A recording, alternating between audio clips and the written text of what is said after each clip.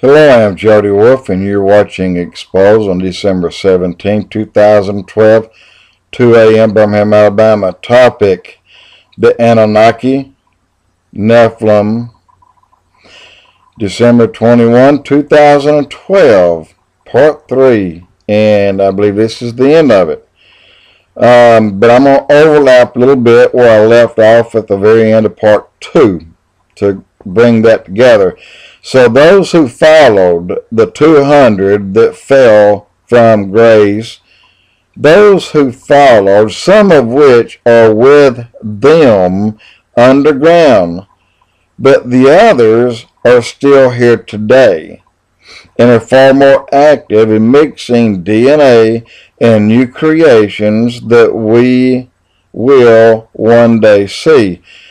They will come at the 3.5-year mark of the tribulation.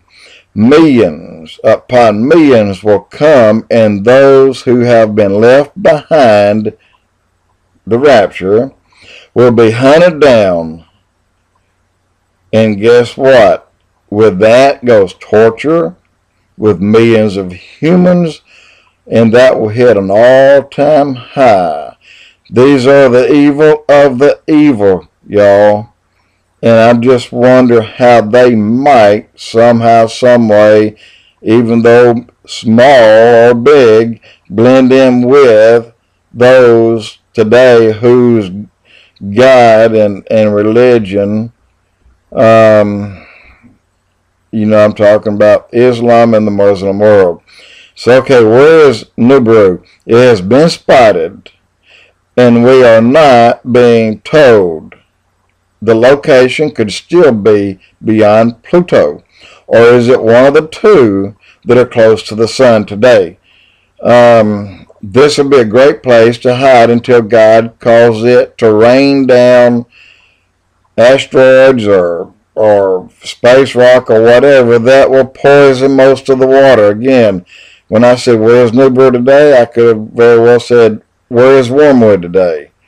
It would have been the same thing. So Nibiru will cause damage on Earth. Not only poison water, but it'll cause earthquakes, tsunamis, extreme heat, extreme cold, black out the sun for weeks at a time, or more, with the dust that comes after large pieces of this crashes into Earth at one time. It doesn't say how big. At one time, a piece will come off and hit Earth, and it'll black out the entire Earth for a time. The sun won't give its light during day. Now, God did say one time, he said he had to lessen the light because it was too hot, or lessen the sun's rays because it was so hot that men would die from it. So that may be all part of Wormwood, or what some say, or Nibiru.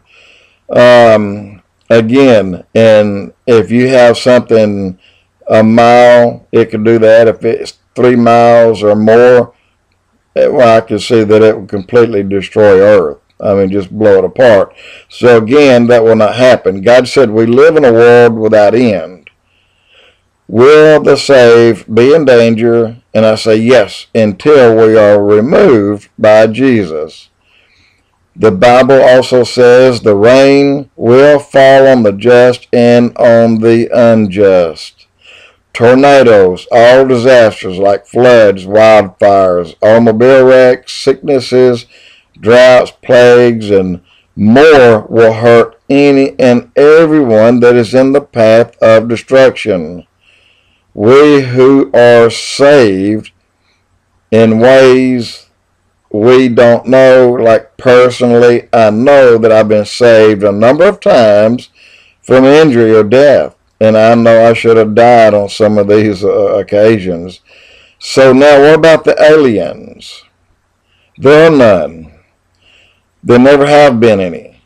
All came from heaven because they fell from the grace. And since then, they have been very bad people. UFOs. There are many abductions. There are many. Or people held anywhere, even today. Yes, they're held today in underground prisons, and they are many. Of one of these, or, well, a lot are known to men, but of one that I read about is 7 levels. And I'll tell you that of each of these levels that I'm aware of, one big problem here is the government are as involved in the plans of how everything works and co-op with those who live there, meaning the fallen ones. See the alien network below. That's important. Type that in. Type it in. Be prepared to read tons of information so horrific you will not believe governments and aliens or Anunnaki work side by side, but they do. Christians are protected from abductions. Christians are protected from disembodied spirits of the Nephilim. Of every Christian, God has put His seal upon us. We don't see it, but it is there. But all that is evil, all fallen angels, everything that is evil, from all of these, God owns us.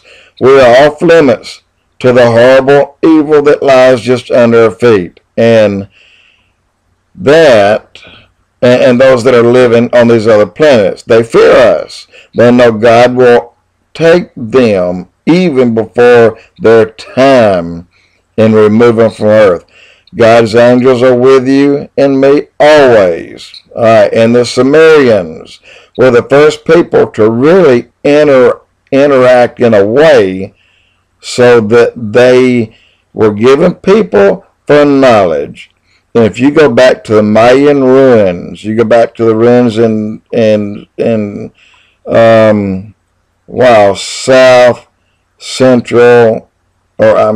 southeast Mexico, ruins are there, and down in Brazil there are ruins. Every country on earth that has the ruins, were all done by the same people. All these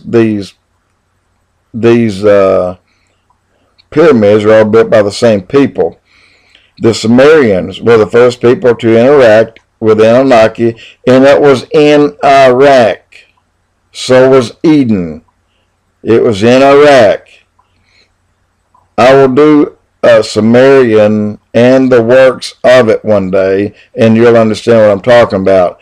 So type in Underground Alien Network at Los Alamos, and you will see our planet is honeycombed with alien bases, many of them. And now, who are the leaders of all this evil? One final answer.